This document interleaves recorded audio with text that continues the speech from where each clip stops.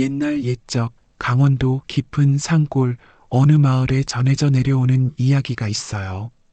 그 마을은 산 좋고 물 좋기로 소문이 났는데 무엇보다 착한 사람들이 많이 사는 곳으로 유명했지요. 하지만 그 중에서도 특별한 사내가 하나 있었으니 바로 덕팔이라 불리는 나무꾼이었습니다. 이 이야기는 그 덕팔이와 한 젊은 과부가 겪은 기이하고도 감동적인 사연을 담고 있어요.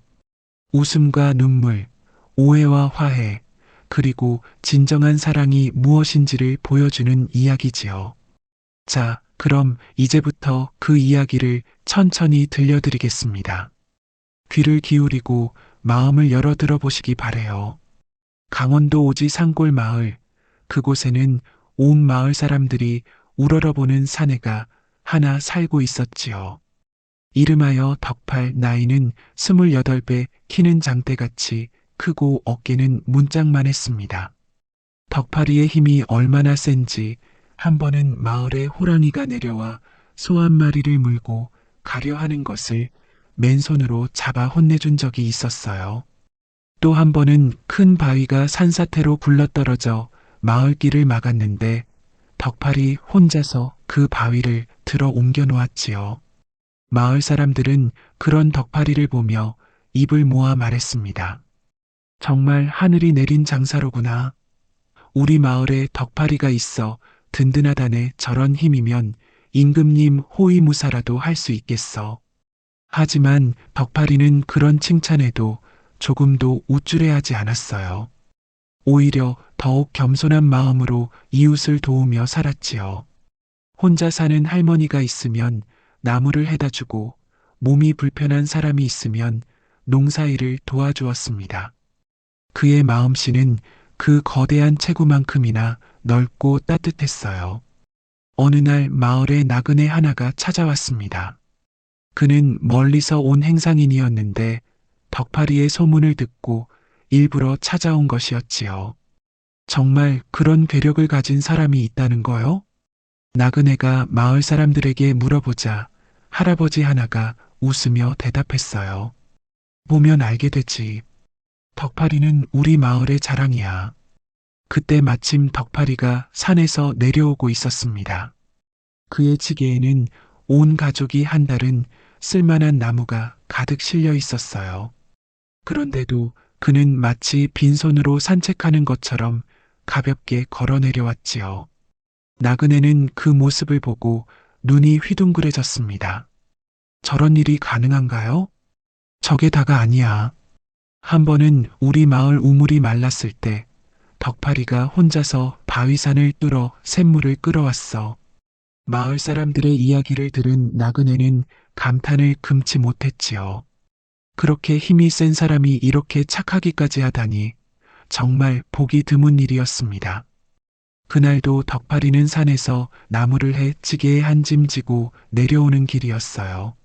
소나무 두어 그루 분량의 나무를 지고도 마치 솜털을 진 것처럼 가볍게 걸어 내려왔지요. 그의 이마에는 구슬땀이 맺혀 있었지만 표정은 여전히 평온했습니다. 오늘은 김할아버지 댁에 장작을 좀 갖다 드려야겠군. 덕팔이는 혼자 중얼거리며 발걸음을 재촉했어요. 김할아버지는 다리를 다쳐 나무를 할 수 없어 덕팔이가 틈틈이 도와드리고 있었지요. 산길을 따라 내려오던 덕팔이는 문득 발걸음을 멈췄습니다. 어디선가 이상한 냄새가 나고 있었거든요. 짐승 냄새도 아니고 사람 냄새도 아닌 묘한 냄새였어요. 뭔가 이상하군. 덕팔이는 주변을 둘러보며 조심스럽게 걸음을 이어갔습니다. 그의 예감은 틀리지 않았어요. 얼마 지나지 않아 이상한 일이 벌어졌으니까요. 굽이굽이 산길을 돌아 마을 어귀에 이르렀을 때 갑자기 여인의 비명소리가 들려왔습니다. 살려주세요. 제발 놓아주세요. 덕팔이가 소리나는 쪽을 바라보니 왈패 서너 놈이 한 여인을 둘러싸고 있었어요. 그 여인은 25쯤 되어 보이는 젊은 과부였는데 곱게 생긴 얼굴에 눈물을 흘리며 필자적으로 몸부림치고 있었지요. 과부의 옷은 이미 여기저기 찢어져 있었고 머리카락도 흐트러져 있었습니다. 왈패들은 비웃으며 그녀를 괴롭히고 있었어요. 예쁜이 순순히 따라오면 다치지 않을 텐데 어차피 과부 아니냐? 우리랑 놀아도 될 것 아니야? 하하, 오늘은 재미있겠군. 덕파리는 그 광경을 보는 순간 혈관이 터질 것 같은 분노를 느꼈습니다. 주먹이 저절로 쥐어졌고 이마에 핏대가 섰어요. 이놈들아, 무슨 짓이냐? 덕파리의 호통 소리가 산골짜기에 메아리 쳤습니다. 그 소리가 얼마나 우렁찼는지 근처에 있던 새들이 모두 놀라 날아올랐어요. 심지어 멀리 있던 노루떼도 놀라 달아났지요. 왈패들이 돌아보니 키가 장대같이 큰 사내가 지게를 벗어 던지며 성큼성큼 다가오고 있었습니다. 그의 눈빛은 번개처럼 번뜩이고 있었고 주먹은 바위덩이처럼 단단하게 쥐어져 있었어요. 지게에서 나무들이 쏟아져 나오며 요란한 소리를 냈는데 그 소리마저 왈패들에게는 위협적으로 들렸지요. 덕파리의 우람한 체격이 점점 가까워오자 왈패들은 겁이 덜컥 났습니다. 어디서 나온 놈이 남의 일에 참견이냐? 왈패 중 하나가 칼을 빼들며 위협했지만 그의 목소리는 이미 떨리고 있었어요. 덕파리의 위압감이 만만치 않았기 때문이지요. 그 왈패는 덕파리보다 머리 하나는 작았고 체격도 어린아이 같아 보였습니다. 남의 일? 무고한 여인을 괴롭히는 것을 보고 어찌 그냥 지나갈 수 있단 말이냐? 덕파리는 조금도 주춤하지 않고 성큼 다가섰어요. 그러자 그 왈패가 떨리는 손으로 칼을 휘둘렀지만 덕파리는 마치 나뭇가지를 꺾듯 그의 손목을 잡아 비틀었습니다. 아! 뼈가 부러지는 소리와 함께 칼이 땅에 떨어졌어요. 나머지 왈패들이 놀라 우르르 달려들었지만 덕파리에게는 상대가 되지 않았지요. 첫 번째 놈은 한 주먹에 나가떨어졌습니다. 그 주먹이 얼마나 강했는지 맞은 왈패는 한 바퀴 돌며 땅에 나뒹굴었어요. 두 번째 놈은 허리를 잡혀 들어 올려진 채 큰 나무에 내던져졌지요. 그 나무가 흔들리며 잎사귀들이 우수수 떨어졌습니다. 세 번째 놈은 다리가 후들후들 떨려 제대로 서 있지도 못했어요. 마지막 놈은 아예 겁을 집어먹고 도망치려 했지만 덕파리가 그의 뒷덜미를 잡아 끌어다 다른 놈들과 함께 한 곳에 모아놓았습니다. 살려주세요. 다시는 이런 짓 안 하겠습니다. 제발 목숨만은. 왈패들은 덜덜 떨며 용서를 빌었어요. 덕파리는 그들을 쏘아보며 경고했지요. 다시 한번 이런 짓을 하면 가만두지 않겠다. 어서 썩 꺼져. 왁패들은 혼비백산하여 도망쳐버렸습니다. 그제서야 덕파리는 과부에게 다가가 안부를 물었어요. 이 과정에서 덕파리의 저고리가 찢어져 우람한 가슴팍이 드러났습니다. 햇볕에 그을린 근육질의 몸매가 환히 드러나자 과부는 그만 넋을 잃고 바라보게 되었어요. 그 탄탄한 가슴 근육, 우뚝 솟은 어깨선, 그리고 팔뚝의 단단한 근육들이 햇살 아래서 윤기가 났지요. 과부는 마음속으로 감탄했습니다. 세상에 저런 몸을 가진 사람이 있다니 괜찮으신가요? 덕파리가 과부에게 다가가 물었어요. 그의 우직한 눈빛과 진실한 표정에 과부의 가슴은 두근두근 뛰기 시작했지요. 지금까지 이런 느낌을 받아본 적이 없었습니다. 고맙습니다. 덕분에 살았어요.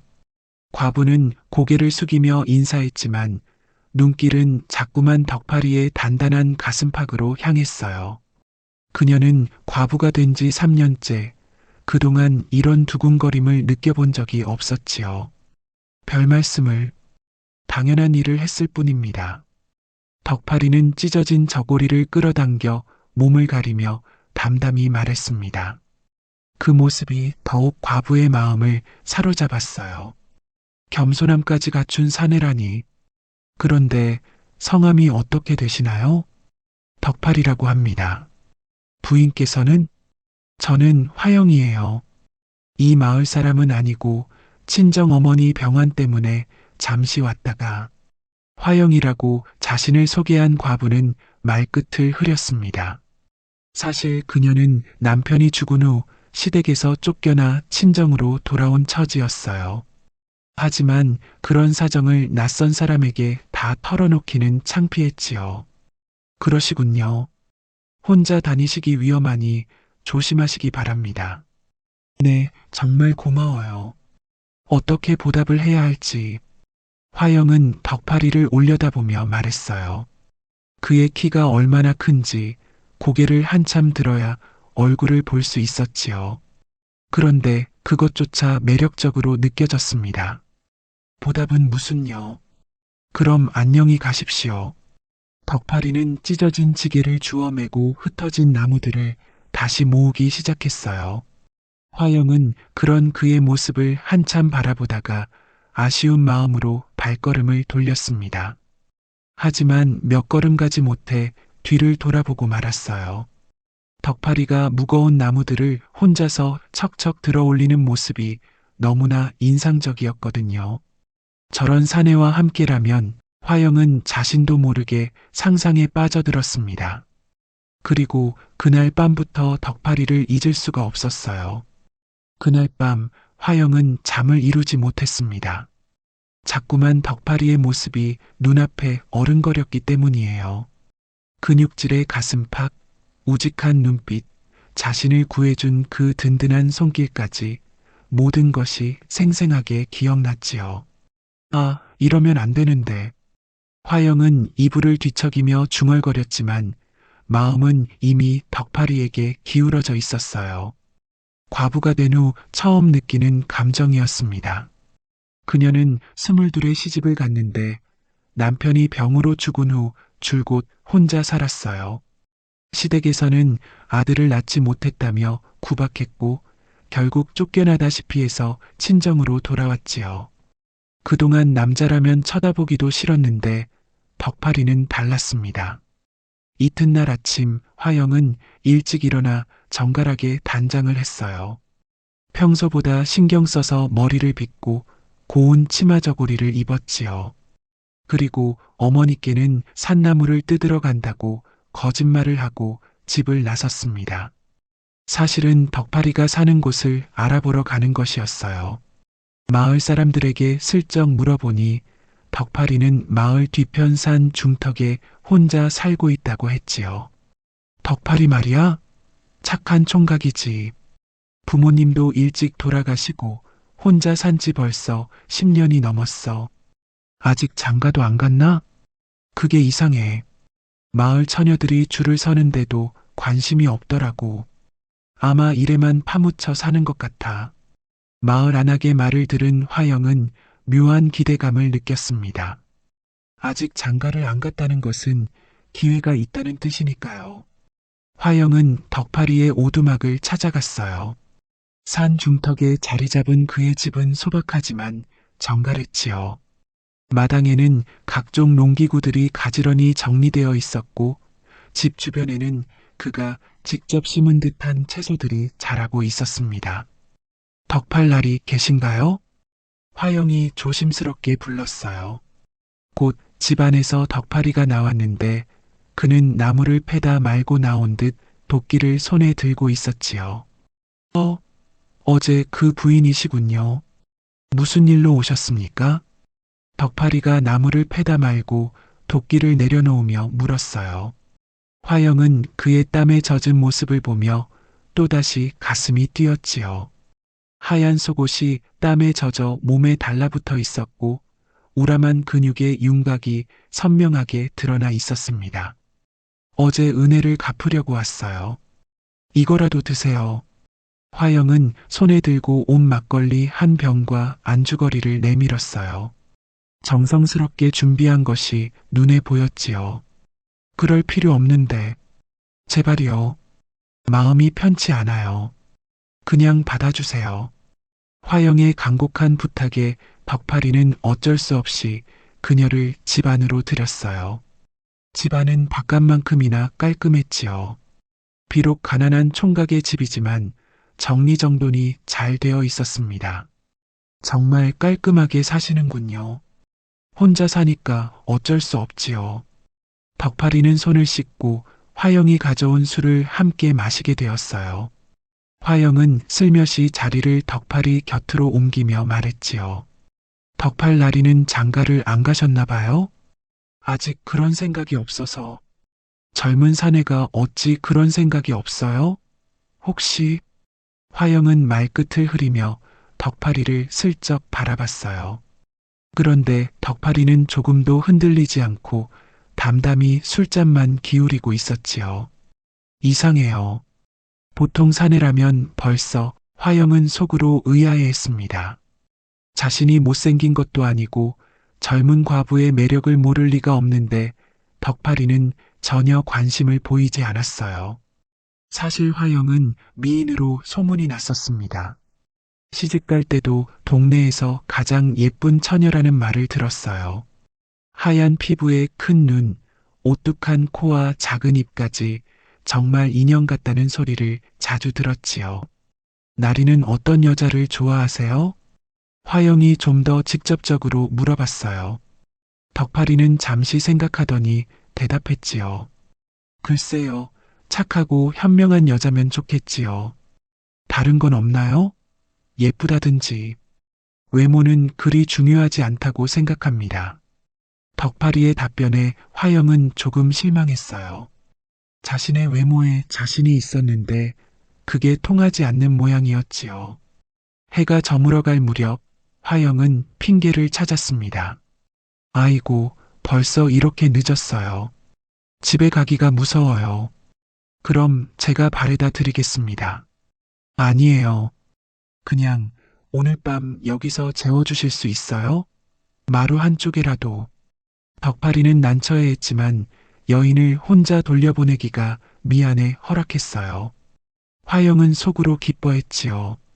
저녁을 함께 먹고 밤이 깊어가자 화영은 본격적인 유혹에 나섰습니다. 저고리 고름을 살짝 풀어 어깨선을 드러내고는 덕팔이 옆으로 가까이 다가갔어요. 덕팔나리, 춥지 않으세요? 화영의 체온이 전해져 오고 은은한 체향이 코끝을 스쳤습니다. 그녀는 일부러 향주머니를 품에 넣어두었거든요. 하지만 덕팔이는 여전히 미동도 하지 않았어요. 괜찮습니다. 정말 추우면 같이.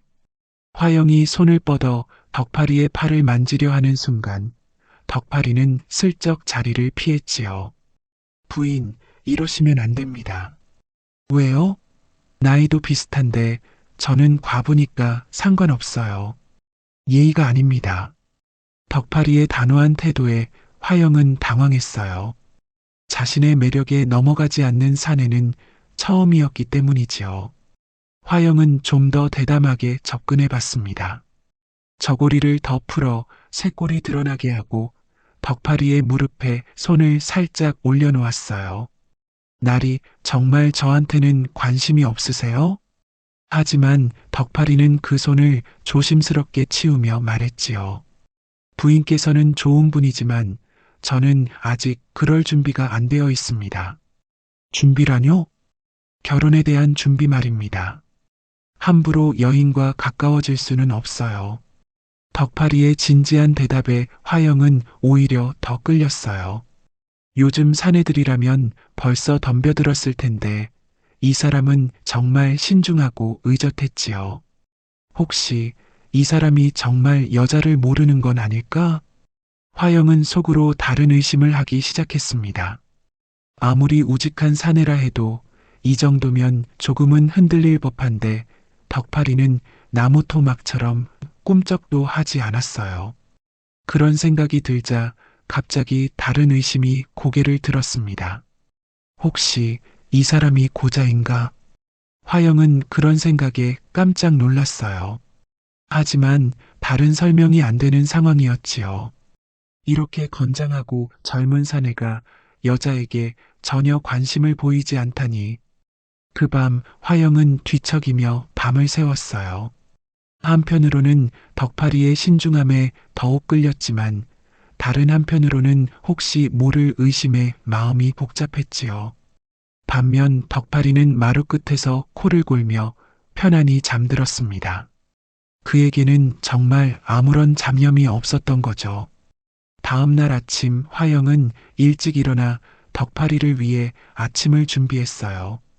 그녀는 요리 솜씨가 좋아서 간단한 재료로도 맛있는 음식을 만들 수 있었지요. 일어나셨어요? 아침 준비했어요. 고맙습니다. 하지만 이렇게까지 하실 필요는 아니에요. 당연한 걸요. 화영은 덕파리 앞에 밥상을 차려주며 뿌듯해했습니다.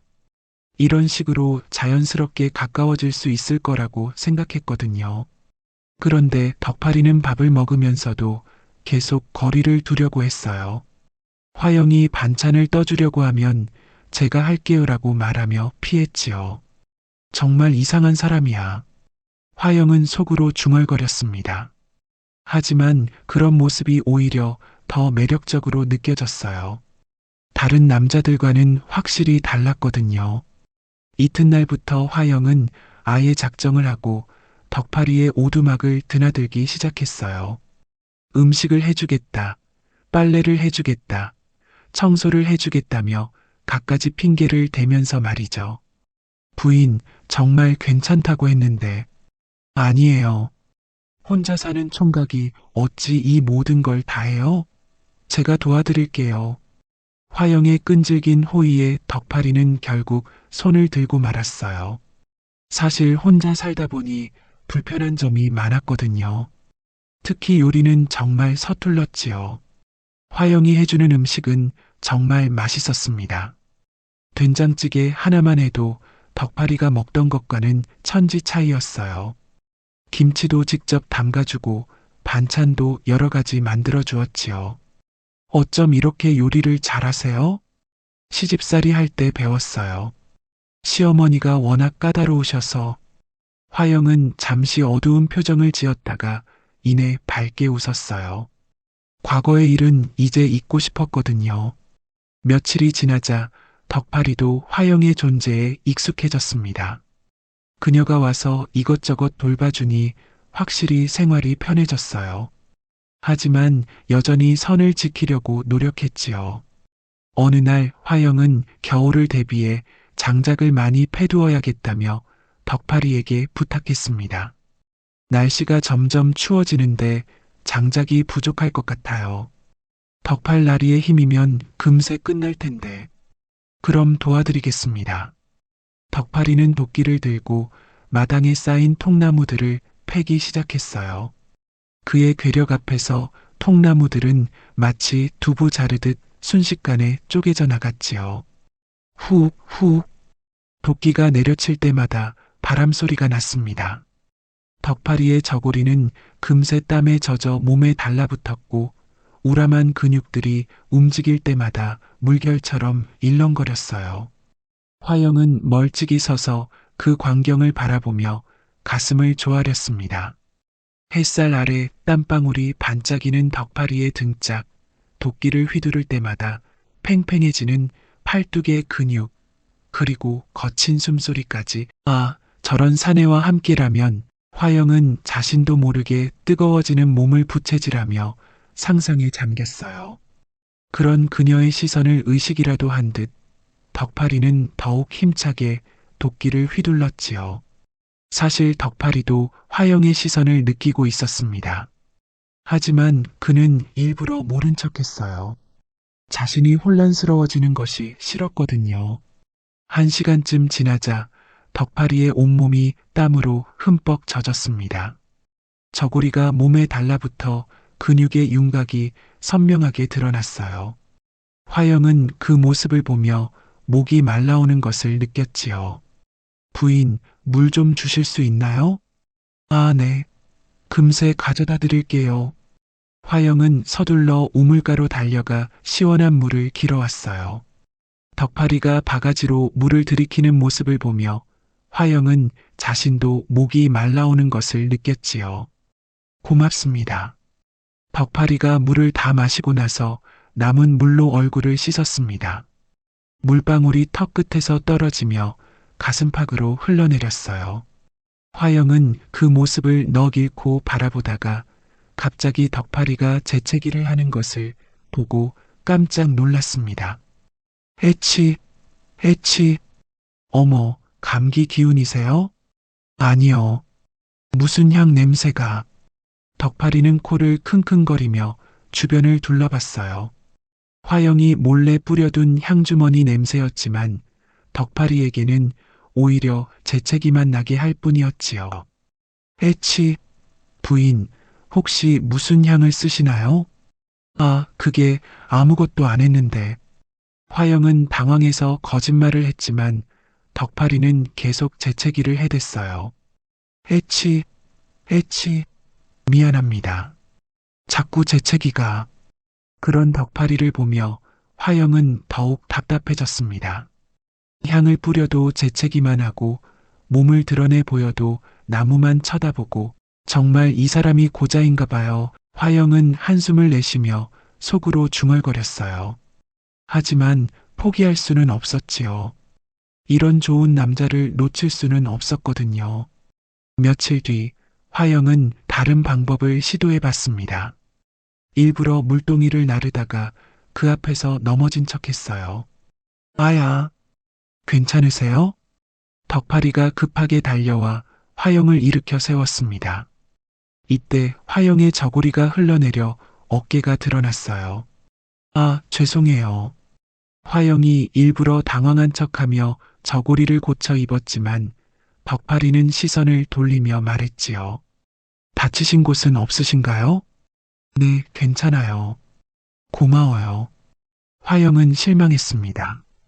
이 정도 상황에서도 덕파리는 전혀 동요하지 않았거든요. 그날 밤 화영은 더욱 과감한 계획을 세웠어요. 목욕을 핑계로 덕파리에게 등을 밀어달라고 부탁해 보기로 한 거죠. 날이 혹시 등을 좀 밀어주실 수 있나요? 혼자서는 잘 안 돼서. 하지만 덕파리는 얼굴을 빨갛게 하며 단호히 거절했습니다. 그런 건 안 됩니다. 왜 안 돼요? 그냥 등만. 부인, 제발 그런 말씀 마세요. 덕파리의 당황한 모습을 보며 화영은 조금 희망을 가졌어요. 아예 무관심한 건 아닌 것 같았거든요. 하지만 여전히 그가 왜 자신을 멀리하는지 알 수가 없었습니다. 혹시 정말 남자로서 문제가 있는 건 아닐까 하는 의심이 점점 커져만 갔어요. 그로부터 며칠 후 화영은 우물가에서 물을 길어오는 길이었습니다. 해가 뉘엿뉘엿 지려는 저녁 무렵 갑자기 덤불 속에서 왈패들이 튀어나왔어요. 또 만났구나, 예쁘니. 이번에는 방해할 놈이 없지? 화영은 깜짝 놀라 물동이를 떨어뜨렸습니다. 지난번에 덕파리에게 당한 그 왈패들이 다시 나타난 것이었어요.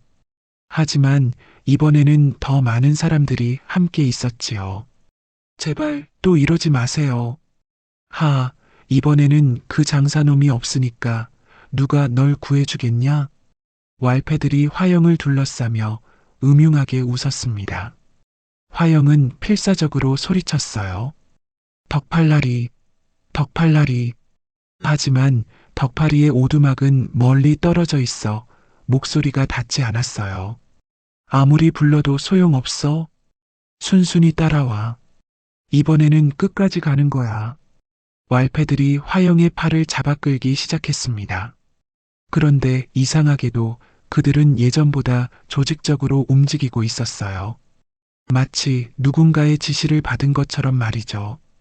누가 시킨 거죠? 왜 자꾸 저를 괴롭히는 거예요? 화영이 물어보자 왈패 중 하나가 비웃으며 대답했어요. 궁금하면 가서 직접 물어봐. 우리 주인님께서 널 보고 싶어 하신다. 주인님? 김사또님이시지. 마을에서 제일 높으신 분이야. 화영은 깜짝 놀랐습니다. 사또가 자신을 노리고 있었다니. 그제서야 왜 왈패들이 자꾸 자신을 괴롭히는지 알 수 있었어요. 사또님이 왜 저를? 모르겠어? 젊고 예쁜 과부라서 그렇지. 사또님 취향이거든. 왈패들의 말을 듣고 화영은 온몸에 소름이 돋았습니다. 권력을 이용해 무고한 여인들을 괴롭히는 나쁜 사또였던 거죠. 제발 놓아주세요. 제가 뭘 잘못했다고. 잘못한 건 없어. 그냥 예쁘게 태어난 게 죄지 뭐.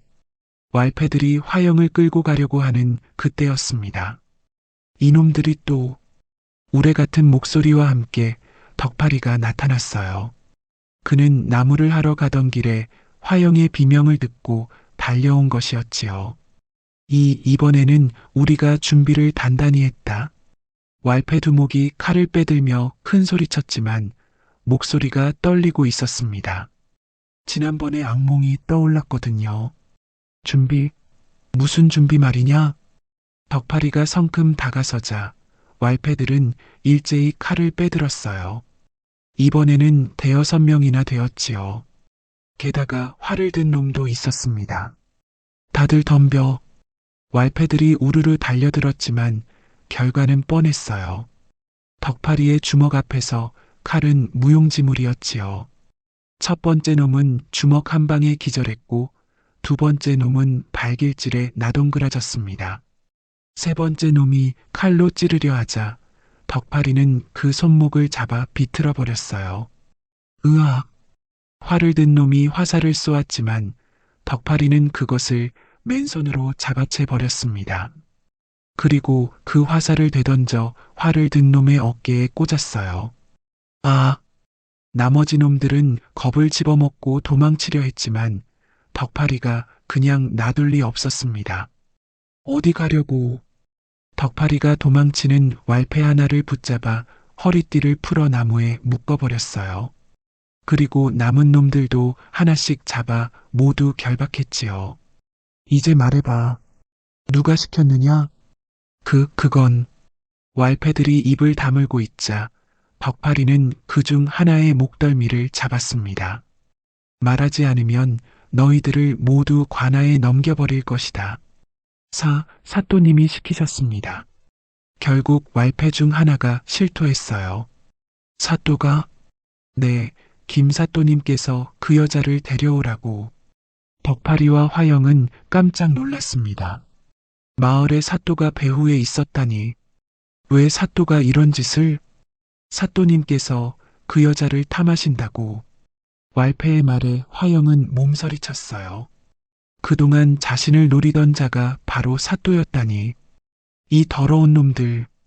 덕파리는 분노에 차서 주먹을 불끈 쥐었습니다. 사또가 권력을 이용해 무고한 여인을 해치려 했다는 것이 참을 수 없었어요. 덕파리는 왈패들을 모두 묶어놓고 두목을 따로 불렀습니다. 너 사또와 얼마나 오래 이런 짓을 했느냐?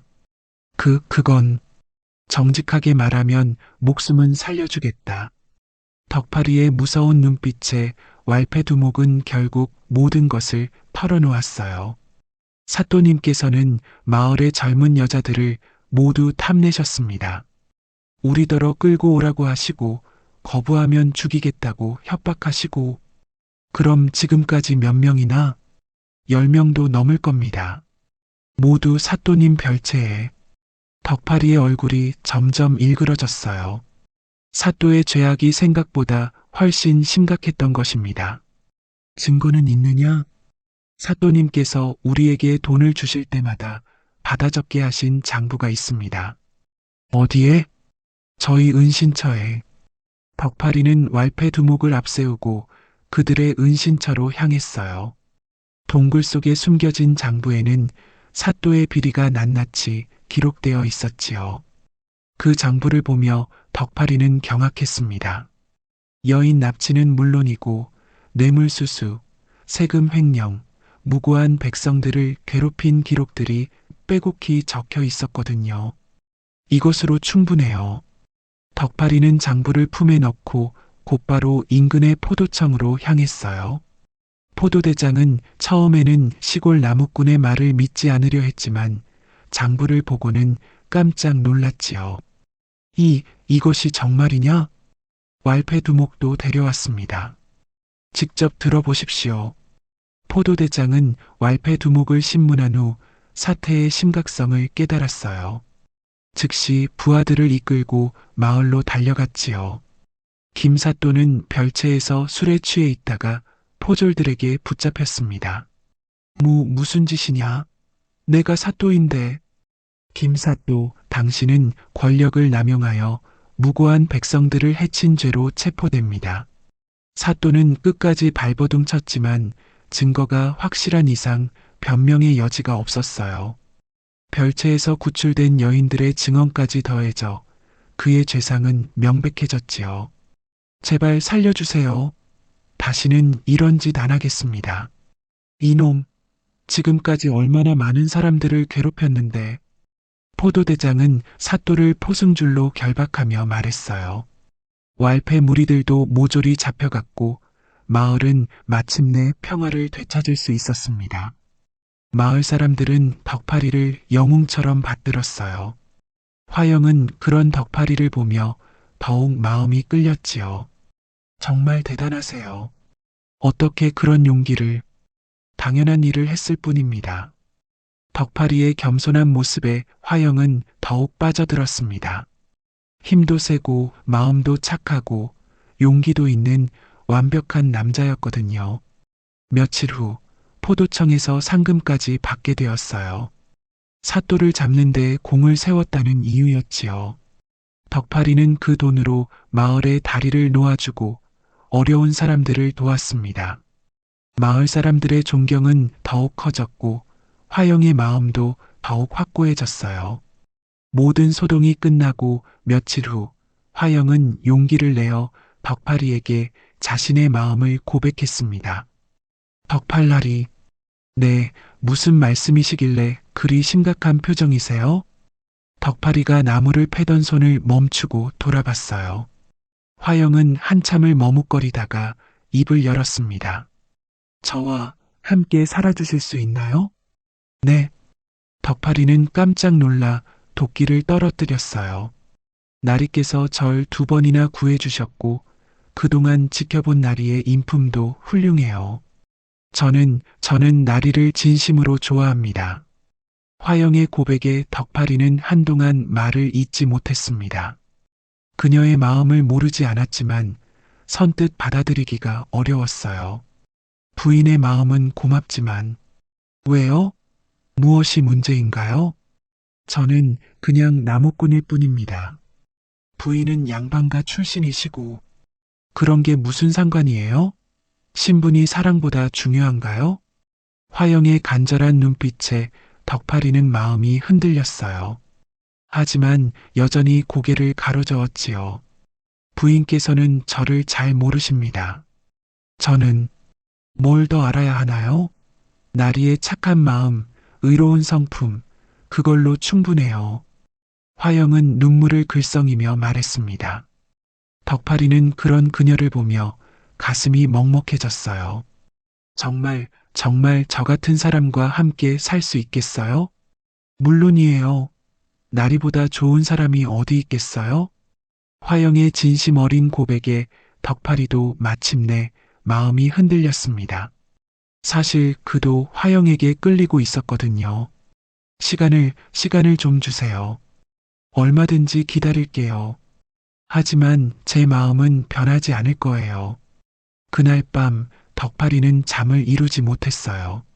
화영의 진심 어린 고백이 자꾸만 마음에 걸렸기 때문이지요. 며칠 후 덕파리는 아버지를 찾아갔습니다. 아버지는 80이 넘은 노인이었지만 정신은 또렷했어요. 아버지, 실은 할 말이 있습니다. 덕파리가 화영과의 일을 모두 털어놓자 아버지는 오래 생각하더니 입을 열었지요. 그 여자가 너를 진심으로 좋아한다는 것이냐? 네, 그런 것 같습니다. 그럼 신분 따위는 상관없어. 진정한 사랑 앞에서 무슨 신분이 중요하겠느냐? 하지만 남들이 뭐라고 할지, 남들 말이 뭐가 중요하냐? 내가 행복하면 되는 것 아니냐? 아버지의 허락에 덕파리는 마침내 마음의 문을 열었어요. 이튿날 그는 화영을 찾아가 자신의 마음을 전했지요. 부인, 저도 부인을 좋아합니다. 화영은 기뻐서 눈물을 흘렸어요. 그들은 마을 사람들의 축복 속에 간소하지만 정성스러운 혼례를 올렸지요. 혼례를 올린 그날 밤 화영은 떨리는 마음으로 신방을 준비했습니다. 그동안 품어온 의문이 오늘 밤 풀릴 것이었어요. 신방은 마을 사람들이 정성껏 꾸며주었습니다. 새하얀 이불과 베개, 그리고 곳곳에 놓인 꽃들이 방 안을 아름답게 장식하고 있었어요. 촛불의 따뜻한 빛이 두 사람의 얼굴을 부드럽게 비추었지요. 덕팔날이 아니, 이제 자기. 부인도 아니, 이제 내 아내. 두 사람은 어색하게 웃으며 마주 앉았어요.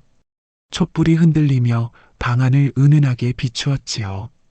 자기가 저를 피해온 이유가 혹시 화영이 조심스럽게 말을 꺼내려 하자 덕팔이가 먼저 입을 열었어요. 당신이 무슨 생각을 했는지 알고 있어. 하지만 그게 아니오. 그럼 저는 처음이라 어떻게 해야 할지 몰라서. 덕팔이의 솔직한 고백에 화영은 미소를 지었습니다. 그제서야 그동안의 오해가 모두 풀렸어요. 제가 가르쳐 드릴게요. 화영은 부끄럽게 고개를 숙이며 말했습니다. 덕팔이의 거친 손이 조심스럽게 그녀의 손을 잡았어요. 정말 괜찮겠어요? 제가 너무 서투를 텐데. 괜찮아요. 천천히 배워가면 되잖아요. 화영은 덕팔이의 손을 꼭 잡으며 말했지요. 그의 손은 나무를 패며 거칠어졌지만 따뜻하고 든든했습니다. 촛불이 깜빡이며 두 사람의 그림자를 벽에 드리웠어요. 화영은 조심스럽게 덕팔이의 저고리 고름을 풀기 시작했지요. 당신 정말 남자다우세요. 화영의 말에 덕팔이는 얼굴이 빨개졌어요. 그녀의 부드러운 손길에 온몸이 떨렸지요. 당신도 정말 아름다우세요. 덕팔이가 화영의 머리카락을 조심스럽게 쓰다듬었습니다. 그녀의 머리카락은 비단처럼 부드러웠어요. 촛불이 꺼지고 방 안에는 달빛만이 은은하게 스며들었습니다. 두 사람은 진정한 부부가 되어 하나로 결합했고 그동안의 모든 오해와 갈등이 사랑 속에서 녹아내렸어요. 새벽이 밝아올 무렵 화영은 덕팔이의 품에 안겨 행복한 미소를 지었습니다. 그녀의 오랜 의문은 완전히 해소되었고 덕팔이가 진정한 사내임을 온몸으로 확인할 수 있었어요. 당신 정말 바보였어요. 왜 그런 말을? 이런 훌륭한 사내를 두고 괜한 걱정만 했으니까요. 두 사람은 서로를 바라보며 행복한 웃음을 지었어요. 그들의 사랑은 마침내 완전해졌지요. 그로부터 1년 후 덕팔이와 화영은 예쁜 아들을 낳았습니다. 아이는 아버지를 닮아 건강하고 힘이 센 아이였어요. 마을 사람들은 모두 기뻐하며 축하해 주었지요. 덕팔이 아들이니 틀림없이 장사가 될 거야. 어머니를 닮아 똑똑하기도 하고 말이야 복받은 아이로군. 마을 사람들은 이 부부를 보며 진정한 사랑이 무엇인지 깨닫게 되었어요. 신분의 벽도, 편견도, 오해도 진실한 사랑 앞에서는 모두 무너진다는 것을 말이죠. 덕팔이와 화영의 사랑 이야기는 마을의 전설이 되었습니다. 젊은이들은 그들의 이야기를 들으며 진정한 사랑이 무엇인지 배웠어요. 어느 날 저녁 마을의 훈장이 아이들을 모아놓고 이야기를 들려주었습니다. 얘들아, 너희들은 덕팔이 아저씨와 화영 아주머니의 이야기를 아느냐? 네, 힘센 아저씨가 나쁜 사또를 혼내준 이야기요. 맞다. 하지만 그것보다 더 중요한 건 무엇일까? 아이들이 고개를 갸우뚱하자 훈장이 웃으며 말했어요. 진정한 사랑은 겉모습이 아니라 마음을 보는 것이란다. 덕팔이 아저씨는 힘이 세지만 마음이 더 아름다웠고 화영 아주머니는 그 마음을 알아보았단다. 그럼 나쁜 사또는 왜 벌을 받았어요? 욕심만 부리고 다른 사람을 괴롭혔기 때문이야. 권력이나 돈으로 진정한 사랑을 얻을 수는 없단다. 훈장의 말에 아이들은 고개를 끄덕였어요. 한편 감옥에 갇힌 김사또는 매일 후회하며 지내고 있었습니다. 권력과 욕망에 눈이 멀어져지른 죄악들이 하나씩 떠오를 때마다 가슴이 찢어지는 것 같았어요. 내가 왜 그런 짓을 했을까? 그는 차가운 감방 바닥에 주저앉아 한숨을 내쉬었어요. 덕파리처럼 착하고 의로운 마음을 가졌더라면 지금처럼 비참한 처지가 되지는 않았을 것이라고 생각했지요. 세월이 흘러 덕파리와 화영은 삼남매를 두고 행복하게 살았습니다. 첫째는 아버지를 닮아 힘이 세고 의로웠고, 둘째는 어머니를 닮아 영리하고 다정했으며, 셋째는 두 사람의 장점을 모두 물려받았어요. 마을 사람들은 이 가족을 보며 항상 입을 모았지요. 역시 착한 사람은 복을 받는단 말이야. 덕파리 같은 사람이 있어 우리 마을이 평안해. 진정한 사랑의 힘이 얼마나 큰지 알겠어. 어느 봄날 덕파리는 아내와 함께 산에 나무를 캐러 갔다가 옛날 자신이 화영을 처음 구해준 그곳을 지나게 되었어요. 여보, 기억나요? 처음 만난 곳이에요. 그럼요. 어찌 잊을 수 있겠어요. 그때 제가 얼마나 바보 같았는지 자꾸 이상한 생각만 했어요. 하하, 그 덕분에 오히려 재미있었는걸요. 두 사람은 웃으며 그날의 추억을 떠올렸어요. 그때의 오해와 설렘이 지금의 행복한 결혼 생활의 밑거름이 되었다는 것을 깨달았지요. 여보, 우리 아이들에게도 이 이야기를 들려줘야겠어요. 무슨 이야기 말이오? 진정한 사랑은 기다림과 이해에서 나온다는 이야기요. 그리고 의로운 마음을 가진 사람이 결국 행복해진다는 이야기도요. 덕파리는 고개를 끄덕였습니다. 자신들의 이야기가 아이들에게 좋은 교훈이 될 거라고 생각했거든요. 해가 저물어가는 마을을 내려다보며 덕파리는 깊은 감회에 젖었어요. 힘만 믿고 살던 자신이 진정한 사랑을 알게 되고 가정을 이루고 마을의 평화까지 지킬 수 있게 되었으니 말이죠. 하늘이 우리를 맺어주셨나 봐요. 화영의 말에 덕파리는 미소를 지었습니다. 그런 것 같소? 모든 게 하늘의 뜻이었던 거지요. 두 사람은 손을 잡고 마을로 내려갔어요. 저녁 연기가 피어오르는 평화로운 마을의 모습이 그들의 마음을 따뜻하게 해주었지요. 그들의 집에서도 이제 저녁 연기가 피어오르고 있었습니다. 첫째 아들이 아버지의 일을 도우며 나무를 패고 있었고, 둘째 딸은 어머니를 도와 저녁 준비를 하고 있었어요. 막내 아들은 마당에서 뛰어놀고 있었지요. 아빠, 엄마, 오셨어요? 아이들이 달려와 부모를 맞았습니다. 덕파리는 아이들을 번쩍 들어올리며 웃었어요. 우리 아들, 딸들, 오늘 하루 어땠니? 재미있었어요. 할아버지가 옛날 이야기를 들려주셨어요. 어떤 이야기? 아빠와 엄마가 어떻게 만났는지 이야기요. 아이들의 말에 덕파리와 화영은 웃었습니다. 벌써 자신들의 이야기가 전설이 되어 전해지고 있었거든요. 그날 밤 온 가족이 모여 저녁을 먹으며 이야기를 나누었어요. 덕파리는 아이들에게 진정한 힘은 주먹에 있는 것이 아니라 마음에 있다고 가르쳤지요. 힘이 센 것도 좋지만 그 힘을 어떻게 쓰느냐가 더 중요해요. 어떻게 써야 해요, 아빠? 약한 사람을 도와주고 나쁜 일을 막는 데 써야 해요. 화영도 아이들에게 사랑에 대해 이야기해 주었어요. 진정한 사랑은 겉모습이 아니라 마음을 보는 거예요. 그리고 서로를 이해하고 기다려주는 거고요. 아이들은 부모의 이야기를 들으며 많은 것을 배웠습니다. 자, 이것이 바로 힘센 나무꾼 덕파리와 젊은 과부 화영의 이야기입니다. 이 이야기가 우리에게 주는 교훈은 무엇일까요?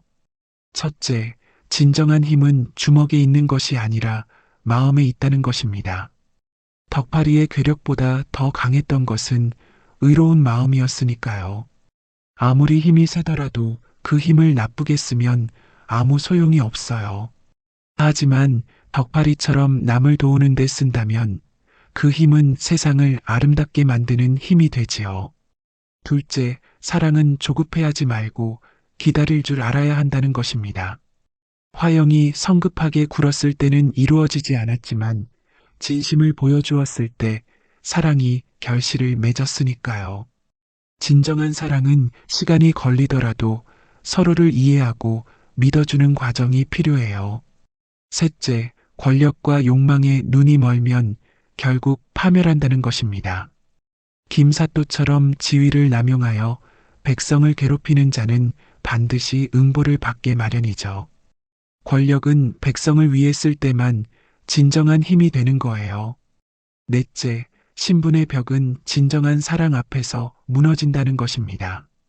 양반가 출신 과부와 나무꾼 덕파리가 신분을 뛰어넘어 사랑을 이룬 것처럼 진짜 사랑은 출신이나 지위를 따지지 않아요.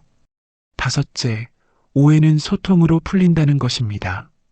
화영이 덕파리를 고자라고 오해했던 것처럼 사람들 사이의 많은 갈등은 오해에서 시작돼요. 하지만 진솔하게 대화하면 그런 오해는 모두 풀릴 수 있지요. 여섯째, 선한 일을 한 사람에게는 반드시 복이 온다는 것입니다. 덕파리가 어려운 사람을 도와준 덕분에 좋은 아내를 만나고 행복한 가정을 이룬 것처럼 착한 일을 하면 반드시 좋은 결과가 따라와요. 일곱째, 진정한 용기는 의로운 일을 위해 나서는 것이라는 점입니다. 덕파리가 화영을 구하고 사또의 비리를 폭로한 것처럼 진짜 용기는 자신의 이익이 아니라 옳은 일을 위해 행동하는 거예요. 여덟째, 가족의 소중함입니다. 덕파리와 화영이 아이들을 낳고 행복하게 사는 모습을 보면 가족이 얼마나 소중한지 알 수 있어요. 진정한 행복은 혼자가 아니라 사랑하는 사람들과 함께할 때 느낄 수 있지요. 아홉째, 겸손의 미덕입니다. 덕파리는 그렇게 힘이 세면서도 항상 겸손했어요. 자신의 능력을 자랑하지 않고 묵묵히 선한 일을 했지요. 진정한 강자는 겸손한 법이에요. 마지막으로 인내의 중요성입니다.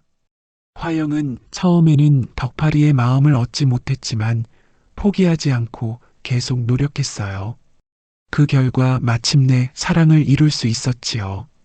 세상에는 힘센 사람도 많고 지위 높은 사람도 많고 돈 많은 사람도 많습니다. 하지만 진정으로 존경받는 사람은 덕파리처럼 의로운 마음을 가진 사람이에요. 그런 사람이야말로 진정한 영웅이고 그런 사람에게 하늘도 복을 내려주는 법이지요. 여러분도 덕파리처럼 힘이 있다면 약한 사람을 도와주고 권력이 있다면 백성을 위해 쓰고 돈이 있다면 어려운 사람을 도우시기 바랍니다. 그럴 때 여러분도 덕파리처럼 진정한 행복을 얻을 수 있을 거예요. 그리고 사랑하는 사람이 있다면 겉모습만 보지 말고 마음을 보세요. 진정한 사랑은 아름다운 얼굴이나 좋은 집안에 있는 것이 아니라 서로를 이해하고 아끼는 마음에 있으니까요. 화영처럼 상대방을 오해하더라도 포기하지 마세요. 진심으로 대화하고 이해하려고 노력하면 모든 오해는 풀릴 수 있어요. 그리고 덕파리처럼 신중하되 진심을 외면하지는 마세요. 때로는 김사또처럼 권력을 남용하고 싶은 유혹도 있을 거예요. 하지만 그런 유혹에 넘어가면 결국 자신만 불행해진다는 걸 기억하세요. 진정한 힘은 다른 사람을 도울 때 빛나는 거예요. 오늘 밤 잠자리에 들기 전에 한 번 더 생각해 보시기 바랍니다. 나는 과연 덕파리처럼 의로운 마음을 가지고 있는가? 나는 과연 진정한 사랑을 알고 있는가? 나는 화영처럼 진심으로 상대방을 이해하려고 노력하고 있는가? 그 답을 찾는 것이 바로 이 이야기가 전해주고자 하는 진정한 의미일 것입니다. 옛날 어느 마을에서 전해져 내려오는 이야기라 합니다. 진실이든 거짓이든 그 속에 담긴 교훈만은 변하지 않을 것이니 후세 사람들이 이를 기억하여 덕을 쌓고 사랑을 실천하기를 바랍니다. 이 이야기를 들은 모든 분들이 덕파리와 화영처럼 행복한 사랑을 이루고 의로운 삶을 살아가시기를 진심으로 기원합니다.